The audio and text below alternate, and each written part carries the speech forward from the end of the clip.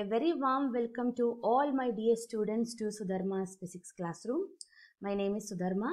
I'm an online physics teacher, and today I'm going to start with CBSE grade 8 physics chapters. So the first chapter is force and pressure. So there are lots of interesting things in these chapters. So let's learn with lot of examples and let's try to understand the concepts. Okay, so let's start with the chapter. So first let's see this picture. So a lot of examples, lot of diagrams are given here. So you can relate this with your real life examples. Okay, so here in the first picture, the person is standing nearby the car and another person you can see he's sitting within the car, right? And I think the car is not working, right? And the other person who is standing outside the car, he's doing something on that car. What is he doing? Can anyone tell me that word, what he is doing there? Yes, he is pushing, right? He is pushing the car. The car is being pushed by the man. And in the second diagram, that figure 11.3a, two girls, right? I think they are fighting each other, right?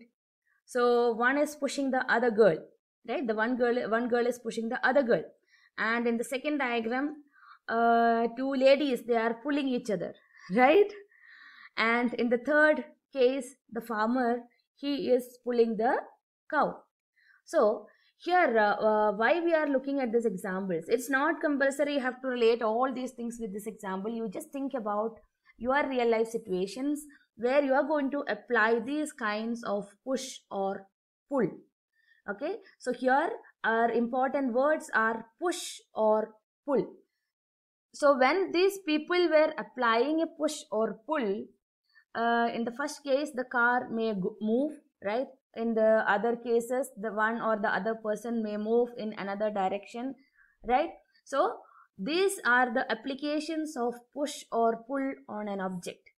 So what we are trying to understand is what is making this force, right? Or what are these forces?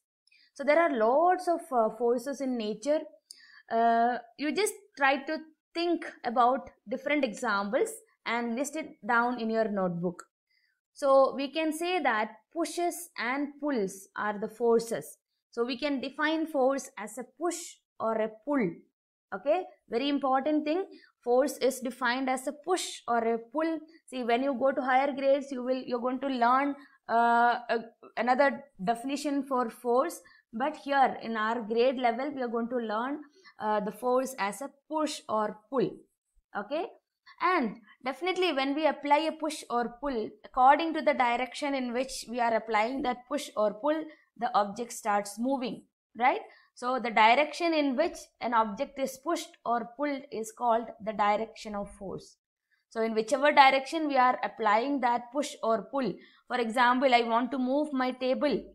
Okay, so I'm just applying a force on that. I'm going to either I just push it or pull it.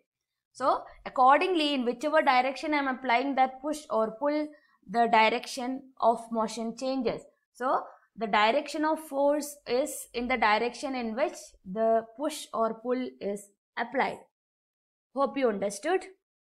Now let's think about something and let's try to understand what is required for a force to come into play. So here I have given two examples. In the first one, this boy is standing in front of the door and he want to enter into the room, right? So will that door open by itself? Of course, you may see some doors which open automatically. That is different. That is, see, especially when we go to shopping malls, when you stand in front of that door, it opens, right? You will be thinking about that. So that's working based on sensors, okay? But our normal house door, it will not open until we apply a force on that or until we try to open it, correct? Okay, so what we have to think is, if you stand in front of your house door, will it open by itself? Keep your answer in your mind. Another question is, if you want to move your table to the corner of the room, what is to be done in that case? If you simply stand nearby the table, will that table move? Definitely you are planning to move it, but it will not move automatically, right? So what we have to do, I know you have the answer in your mind. So if you have to open the door or if you have to push the table, we have to apply a push or a pull on that object. So how do you conclude that observation, right? So we have already thought about this process. So we can say that objects must interact with each other for a force to come into play. That means if the person who is applying the force, or the person who is going to apply the force and the object, if it comes in contact or if it interacts with each other, then the force will act on that object. Okay, so what is necessary for the force to act on an object? Those objects who the person who is applying the push or pull and the object, right? These two, that means the objects must interact with each other for a force to come into play. So maybe you are aware of two types of quantities, scalar and vector quantities. So force is a vector quantity. Okay, vector quantities are characterized by both magnitude and direction. So we have to say that when I apply a force, okay, I am applying a force in that particular direction. Okay, that is the meaning of vectors. Okay, so vector means a quantity which is having both magnitude and direction. Okay, magnitude means value, and the unit of force is Newton. So a force can be described by stating its magnitude and direction in which it acts. Hope it is clear up to this. Now let's see what happens if two forces are acting on a body.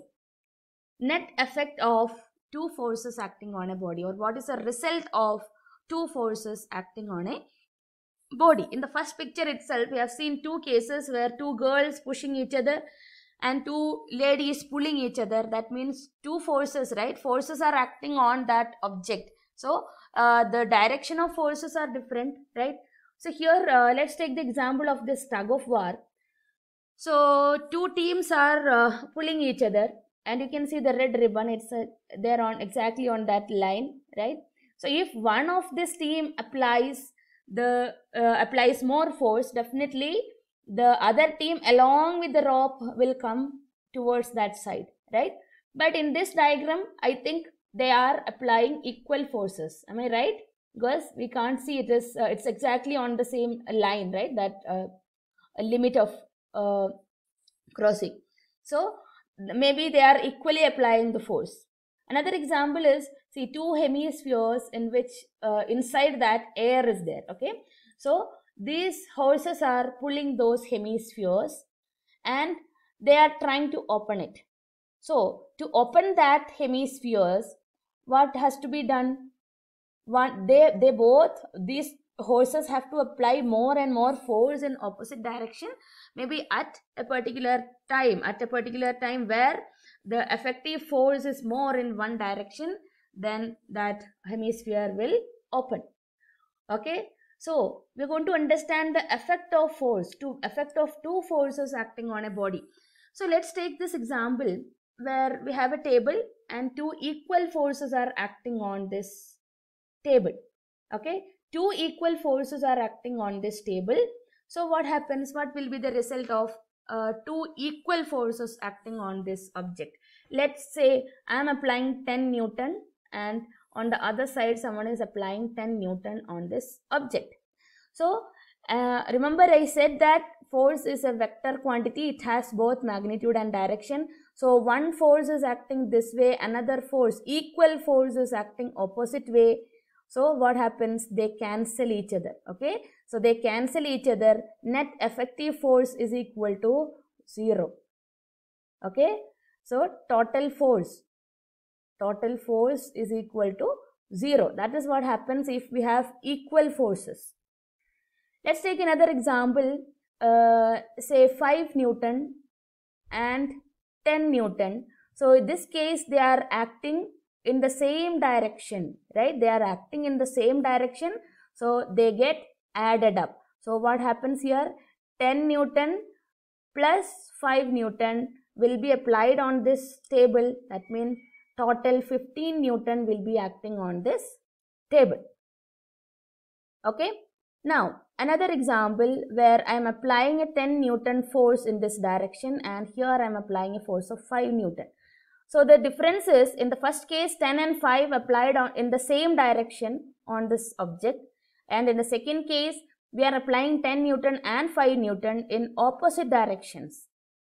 Hope you are understanding the difference. So what happens here is, one force is happening this way and another force is applied opposite to it. That means we have 10 Newton minus 5 Newton, that's equal to 5 Newton. So this is the effect of force in this situation. And in which direction it moves in that case? In the first case, definitely it will move in this direction, right? Because both the forces are acting on that direction. So the motion of this object is going to be towards that direction. But in this case, second case, we have to think. We got 5 Newton as the effective force, and the motion will be in the direction of the greater force. So with that effective force of 5 Newton, it will be moving in this direction because 10 Newton is acting towards right. Okay. And another diagram, another example where we are applying forces vertically on this table. If we are applying equal forces from both the sides, definitely this object will not move because equal and opposite forces cancels each other. And if the upward force is more, definitely we can lift the table. Okay, so what we have understood from all these examples, let's try to analyze it. When forces are applied on an object in the same direction, what happens? They will add up. When force is applied on an object in opposite direction, the net force on the object is the difference between the two forces. We have seen that example also. If the two opposing forces are equal, the net force is 0. So you may see different words like effective force, total force, net force. So no need to worry about any of those things because in different textbooks you see different terms. So total force, what is the result of applying those force? That is the meaning of that word. Okay, net force or effective force or total force. It's the total force acting on the object. As a result of applying that, what happens to that object? That is what is the question in that case. Okay. So let's conclude from all these observations that when two or more objects act on an object in different direction, two or more forces act on an object in different directions, the effect on the object is due to the magnitude and direction of the net force acting on it. Okay, the magnitude and direction acting on the net force. Okay, so when two or more forces act on an object in different directions, the effect on the object is due to the magnitude and direction of the net force acting on it. That means here we have seen in the second case, two or more forces acting on an object, right, in opposite direction. So 10 Newton and 5 Newton. So result is 5 Newton. So the motion of the object will be in that direction. So we have understood what is force and what is required for a force to act on an object. And in the next class, we are going to study about the effects of forces. That means if you apply a force on an object, what happens to that object? So you can think about different examples of forces you are applying in your real life. Every day when you look around, you will be able to find out a lot of examples. Note down all those examples in your book and think. So in each situation, you are going to think what happens to that object. When you apply the force, what happens to that object? Okay. So thank you for watching. Hope you understood the concept. So in the next class, I will come with effect of force. So please subscribe to this channel and press the bell icon so that you get the notifications when I upload the new video. So I'll be uploading videos on a regular basis. So stay tuned. Thank you for watching and see you soon. Bye.